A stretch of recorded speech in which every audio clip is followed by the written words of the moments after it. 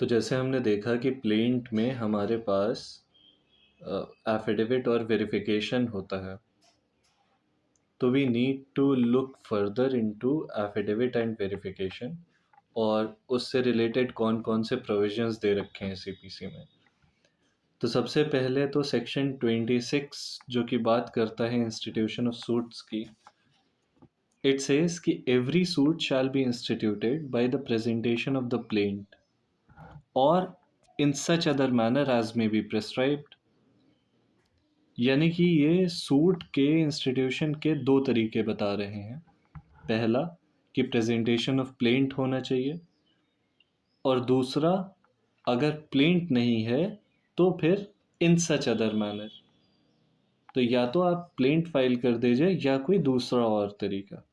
तो हमने प्लेंट देखी है अभी, क्या दूसरा और तरीका कोई होता है?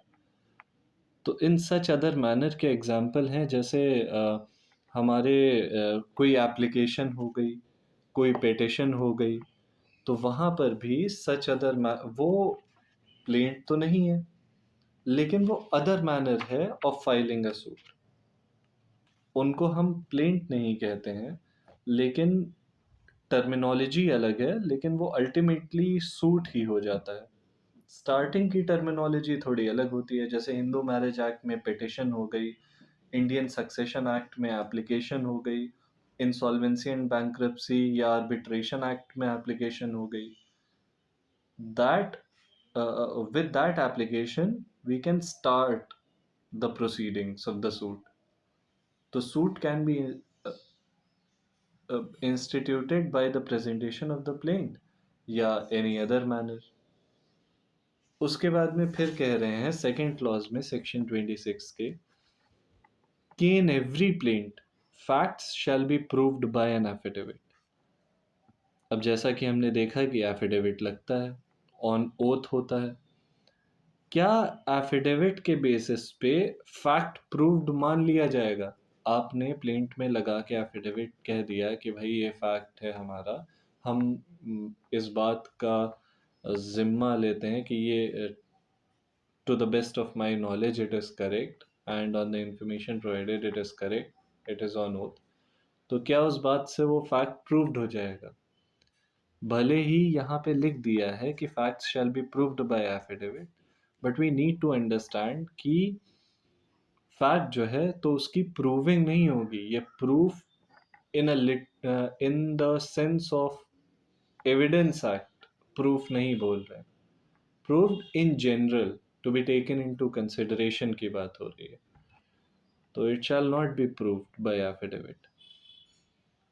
अब provided that such an affidavit shall be in the form and manner as prescribed in Order 6, Rule 15। तो अब हम देखेंगे Order 6, Rule 15 क्या कहता है।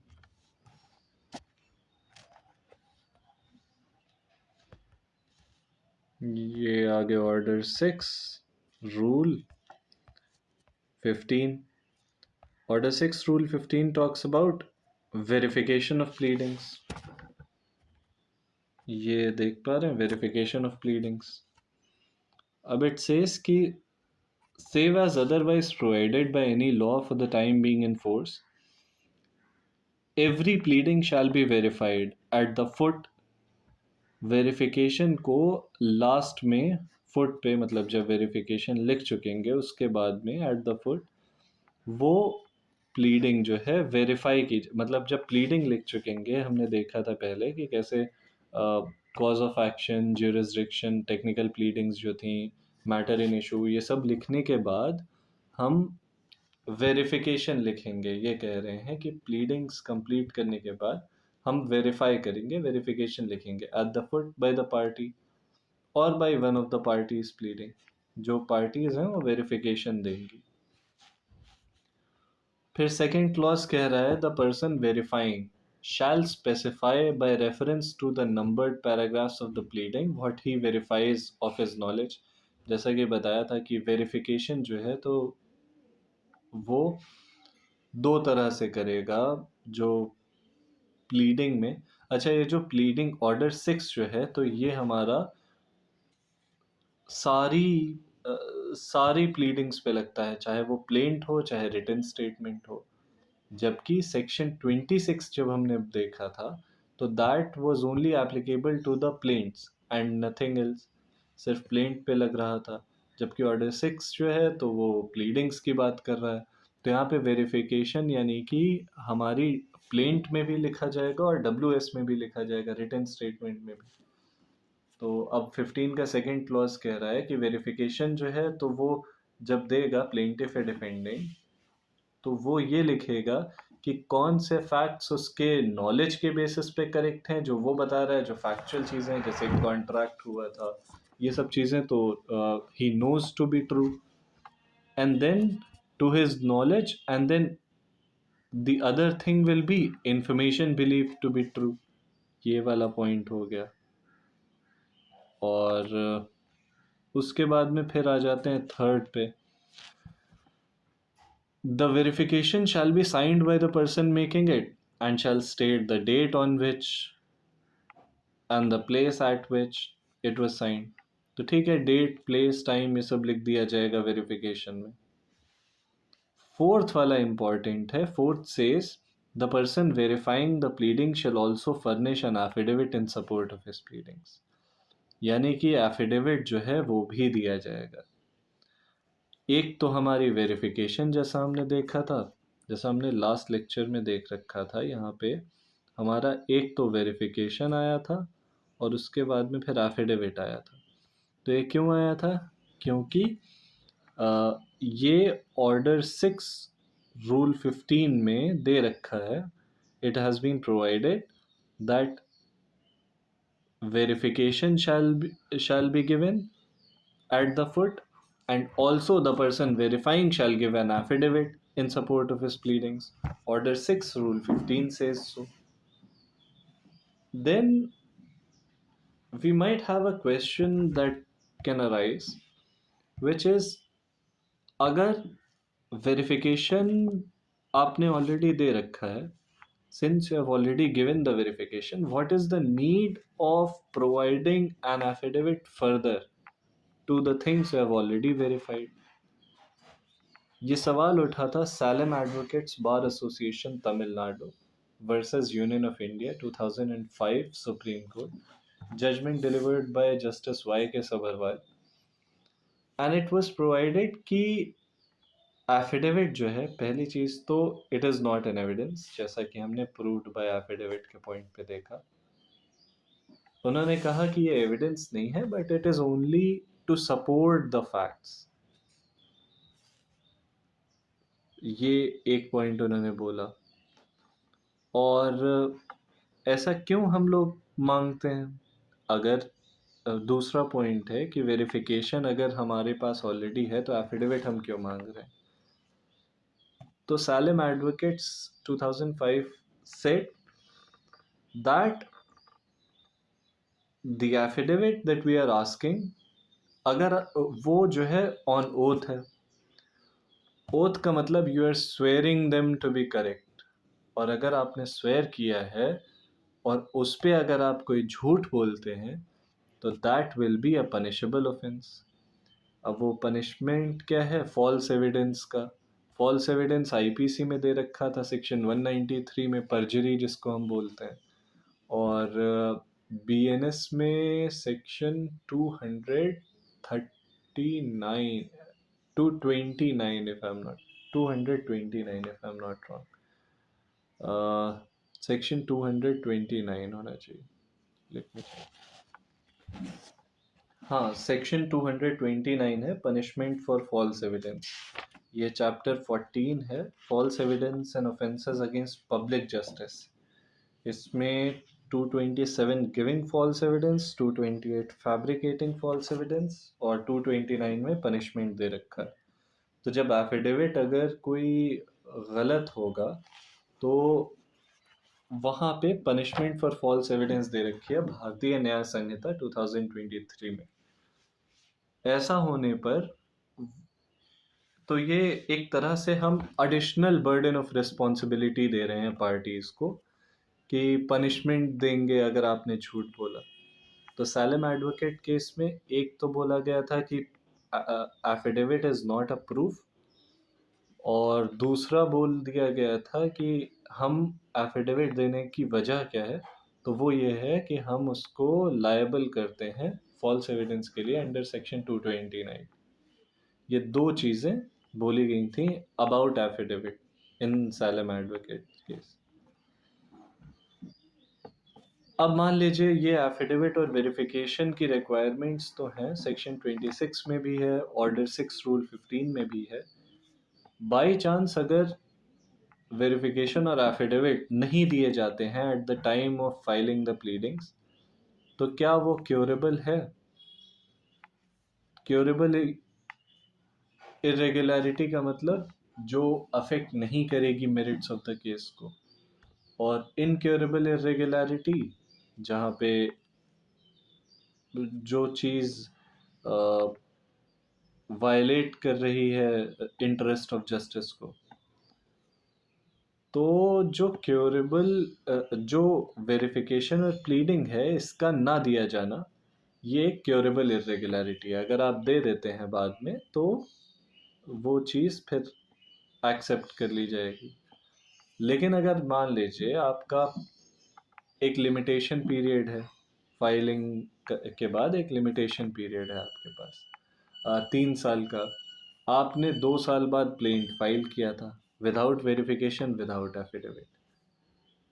अगर आपने 6 महीने बाद यानी कि 2.5 साल अभी हुए, और आपके पास अभी 6 महीने और बचे हैं लिमिटेशन पीरियड एंड होने पे, तो आपने वेरिफिकेशन दिया, एफिडेविट दिया, ऑल गुड, आपका सूट वेल एंड गुड चलता रहेगा। लेकिन मान लीजिए कि अगर आपका जो सूट था वो आपने 2 साल पे फाइल किया, 3 साल का लिमिटेशन पीरियड था, अब आपने 1 साल तक सूट चलाया but you did not you neither filed verification nor an affidavit. लेकिन 3 साल के बाद further 2 months into the proceedings and now you realize that there is no verification and affidavit, तो जब आप वेरिफिकेशन लगाएंगे अपने प्लीडिंग में तो वो रिलेट बैक कर जाएगा, यानी कि it will be presumed as if the verification was filed on the day of filing the plaint or may be your written statement. But when you will file an affidavit after 2 months of the expiry of this limitation period, वहाँ पे जब affidavit आपने file कर दिया तो जो affidavit है वो रिलेट बैक नहीं करेगा। और उसका इम्प्लीकेशन क्या होगा? उसका इम्प्लीकेशन ये होगा कि तब आपका इनक्योरेबल इरेगुलरिटी हो जाएगी उस पॉइंट ऑफ टाइम पे जब एफिडेविट रिलेट बैक नहीं करेगा। देन ये हमारा पॉइंट हो गया एफिडेविट और वेरिफिकेशन का। अब एक दो चीज़ें और देखेंगे, जैसे कि है ऑर्डर 4।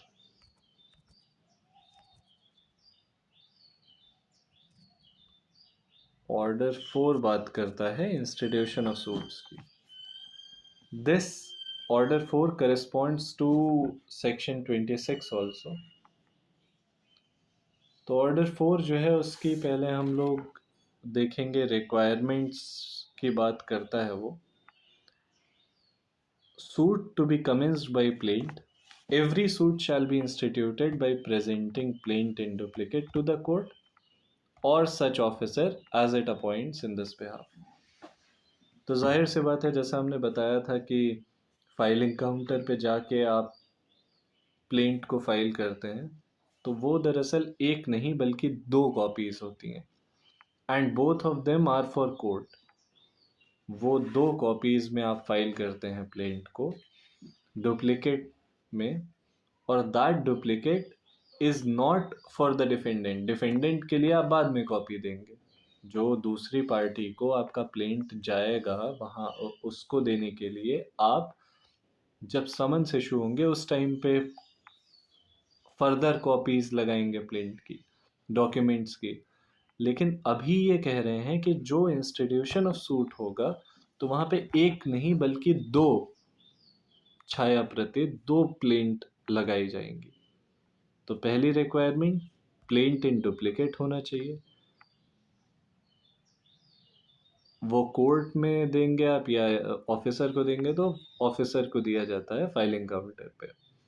और दूसरा है compliance of order 6 and order 7,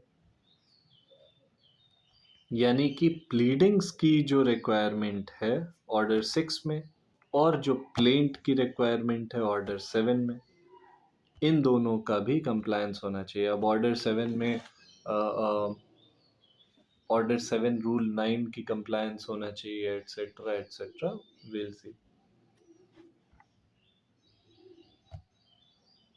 उसके बाद में the plaint shall not be deemed to be duly instituted unless it complies with requirements specified in sub rule 1 and 2। ये वैसा डायलॉग हो गया जैसे पहला रूल है ये और दूसरा रूल ये है कि पहले को फॉलो करें। तो ये हमारा ऑर्डर 4 हो गया। अब जब प्लेंट फाइल होती है तो we also saw affidavit verification and then there will be documents, there will be a list of documents. तो लिस्ट ऑफ डॉक्यूमेंट्स की बात ऑर्डर 13 रूल 1 करता है।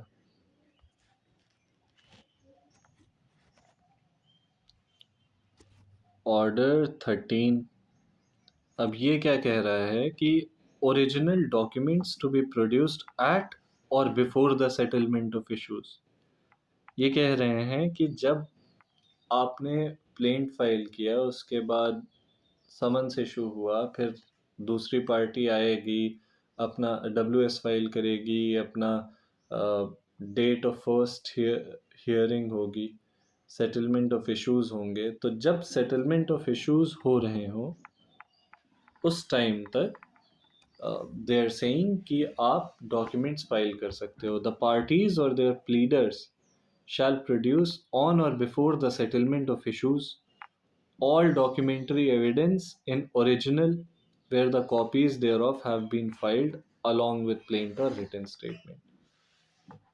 That means they are providing कि आप जो प्लेंट के साथ फाइल करेंगे documents, they need not necessarily be in original form, rather आप उनकी कॉपीज लगा दीजिए। कॉपीज लगाने के बाद सेटलमेंट ऑफ इश्यूज वाले दिन तक आपको ओरिजिनल फाइल करना पड़ेगा। यहाँ पे ये कह रहे हैं यानी कि आप सेटलमेंट ऑफ इश्यूज तक वो डॉक्यूमेंट्स लगा देंगे जो भी आपको यूज़ करने हैं, जितने भी document, all documentary evidence in original, आप सारे डॉक्यूमेंट्री एविडेंस जो है वो ओरिजिनल में लगाएंगे। The court shall receive the documents so produced, provided that they are accompanied by an accurate list thereof prepared in such form as the High Court directs. ठीक बात है। Then third says कि nothing in sub rule 1 shall apply to the documents, यानी कि वो documents original copies में नहीं लगाने की ज़रूरत कब होगी, ये थर्ड वाला क्लॉज कह रहा है। कह रहा है कब लगाने की ज़रूरत नहीं होगी ओरिजिनल डॉक्यूमेंट्स, जब वो डॉक्यूमेंट्स जो हैं produced for the cross examination of witness of the other party के विटनेस को आपको क्रॉस एग्जामिन करना है, यानी कि उससे आपको सवाल करने हैं। तो वह किसी एक पर्टिकुलर डॉक्यूमेंट के ऊपर, तो क्रॉस एग्जामिनेशन के लिए में जब आप कोई डॉक्यूमेंट यूज़ करेंगे तो ये ज़रूरी नहीं है कि वो डॉक्यूमेंट आपने अपने प्लीडिंग के साथ भी लगाया हो, ओरिजिनल डॉक्यूमेंट, ये ज़रूरी नहीं था। और दूसरी क्या चीज़ नहीं ज़रूरत होती है किस तरह के डॉक्यूमेंट की, वो documents which were handed over to a witness merely to refresh his memory। आपने विटनेस को दिया कि भाई ये पढ़ लो, ये तुमने लिखा है या ये कहीं तुमने बोला था, ये वहाँ की ट्रांसक्रिप्ट है, या कोई भी और इंसिडेंट की कोई बुक है, किसी भी तरह का कोई डॉक्यूमेंट था, तो उसको विटनेस को अगर आप दे रहे हैं रिफ्रेश करने के लिए मेमोरी, तो you can use that document, और उस डॉक्यूमेंट को ये ज़रूरी नहीं है कि आपने अपने प्लीडिंग में लगाया था, नहीं भी लगाया तो यूज़ कर सकते हैं। अदरवाइज़ आप डॉक्यूमेंट्स को यूज़ नहीं कर पाएंगे। हालांकि कोर्ट जो है बहुत स्ट्रिक्ट नहीं होता है। कोर्ट जनरली अलाउ कर देता है। Court allows the documents to be used by the parties, though it imposes costs on them definitely, but generally the court is liberal in that sense. Now we also need to look at the specific pleading का document. For example, order 7 rule 14 और order 8 rule 1A, जहाँ पे हमारा ये दे रखा है कि जो डॉक्यूमेंट्स हैं तो उनको कैसे लगाना है। Documents relied on in plaint, जैसे प्लेंट में हम लगा रहे थे ना, एफिडेविट के बाद वेरिफिकेशन, उसके बाद लिस्ट ऑफ डॉक्यूमेंट्स। तो प्लेंट को कंप्लाई करना पड़ेगा। कंडीशंस ऑफ ऑर्डर 7 ये हमने कहाँ देखा था? ये हमने देखा था ऑर्डर 4 में, कि compliance of order 6 and order 7। तो order 7 rule 14, order 7 rule 14 this is. और यहाँ पे हम देख रहे हैं प्लेंट में डॉक्यूमेंट्स किस तरह से लगेंगे, because this condition needs to be complied as per order 4 sub clause 2। It says कि production of document on which plaintiff sues or relies, where a plaintiff sues upon a document or relies upon a document in his possession or power। जब plaintiff rely कर रहा है किसी document पे जो उसकी possession में है और उसके पावर में है, in support of his claim, अपने क्लेम को सपोर्ट करने के लिए, ही शैल एंटर करना पड़ेगा, he shall enter such documents in a list and shall produce it in the court when the plaint is presented by him, and shall at the same time deliver the document and a copy thereof to be filed with the plaint। Here they are saying that the documents shall be presented by the plaintiff। पहली requirement तो that he needs to file all the documents। उसके बाद दूसरी चीज़ ये कह रहे हैं कि उसको टाइमिंग देखें। यहाँ पे टाइमिंग है deliver the document at the time, कब? जब प्लेंट फाइल करेगा। यानी कि दे आर सेइंग कि जो जब प्लेंट फाइल करेगा उसी वक्त उसको डॉक्यूमेंट्स भी फाइल करने पड़ेंगे। This particular statement order 7 rule 14 का sub rule 1, this is in clear contravention to order 13 rule 1, जहाँ पे हमने देखा था कि इट सेज कि आप सेटलमेंट ऑफ इश्यूज तक रुक सकते हैं। तो we need to draw a clear harmony as we talked about earlier. होगा क्या कि यहाँ पे हम लोग सबसे पहले तो ऑर्डर्स, जो प्लीडिंग है, जब प्लेंट फाइल करते हैं तो उसके साथ we give the list of documents, but we file them in photocopy. हम उसकी फोटोकॉपीज देते हैं। And at the settlement of issues, before the settlement of issues, जो ओरिजिनल डॉक्यूमेंट्स हैं वो हम बाद में फाइल कर देते हैं। Generally this is how it takes place. फिर सेकंड कह रहा है कि where any such document is not in the possession or power of the plaintiff, he shall, wherever possible, state in whose possession or power it is। किसके पास रखे हैं? मान लीजिए वो डिफेंडेंट के पास थे ओरिजिनल, और प्लेंटिफ के पास फोटोकॉपी है कॉन्ट्रैक्ट की, तो plaintiff will provide the photocopy of the contract to the court, and he will also state that the original is being held by the defendant, or let's say a bank, or maybe some other party or person.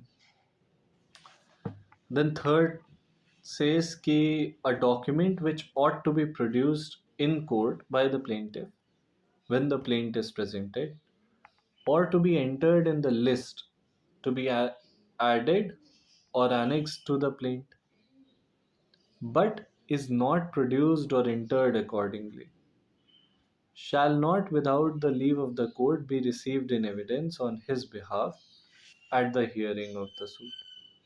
क्या document which ought to be produced in court, एक document जिसको produce करना चाहिए था in the court plaintiff के द्वारा जब plaint present की जा रही थी या सेटलमेंट ऑफ इश्यूज से पहले, or to be entered in the list to be added or annex to the plaint, या लिस्ट में ऐड करना चाहिए था कि ये डॉक्यूमेंट है that I as plaintiff will be relying upon, but is not so produced. मोटे मोटे तौर पे ये कहना चाह रहे हैं कि अगर लिस्ट में डॉक्यूमेंट का मेंशन नहीं है या लिस्ट में डॉक्यूमेंट लगा नहीं है, shall not without the leave of the court be received in evidence on his behalf at the hearing of the suit। तो फिर वो डॉक्यूमेंट जब तक कोर्ट परमिट नहीं करेगा, कोर्ट की परमिशन के बिना वो एविडेंस में नहीं यूज़ किया जाएगा, हियरिंग पे नहीं यूज़ किया जाएगा, कोर्ट उसको अलाउ नहीं करेगा। विदा बिना कोर्ट के अलाउ किए वो डॉक्यूमेंट एज एन एविडेंस नहीं यूज़ किया जा सकता। As I told you earlier, वो कोर्ट जनरली कॉस्ट इम्पोज कर देता है एंड इट अलाउज।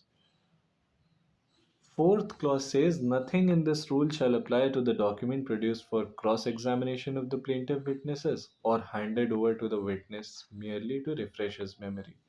ये वही same point है which was stated in Order 13 Rule 1। Then when we look at Order 8 Rule 1A, it talks about almost in the same language, where the defendant bases his defense upon a document or relies upon any document in his possession or power in support of his defense or claim for set off or counter claim।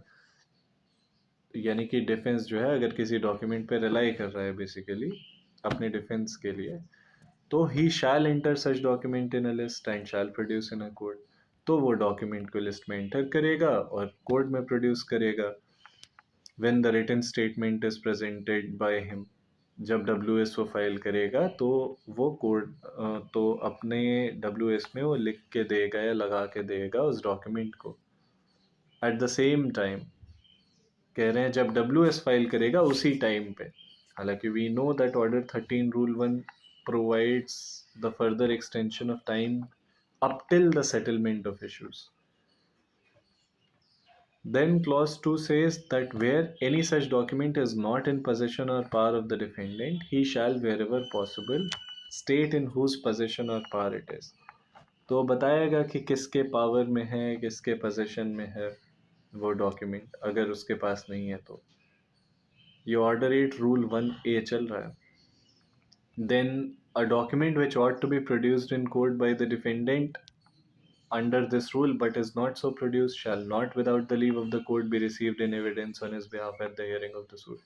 वही है leave of the court, अगर आपको court allow नहीं करता है तब तक आप उसको एविडेंस के तौर पे नहीं यूज़ कर सकते हैं हियरिंग में, जो कि आपको अगर लिस्ट में लगाना चाहिए था, आपने नहीं लगाया तो अब आप उसे एज एन एविडेंस नहीं यूज़ कर सकते हैं। फिर फोर्थ कह रहा है nothing in this rule shall apply to the documents produced for cross examination of the plaintiff's witness or handed over to the witness merely to refresh his memory। ये भी Order 13 Rule 1 में we have seen, या Order 7 Rule 14 में भी हमने देख रखा है। तो वही सेम चीज़ रिपीट कर रहे हैं।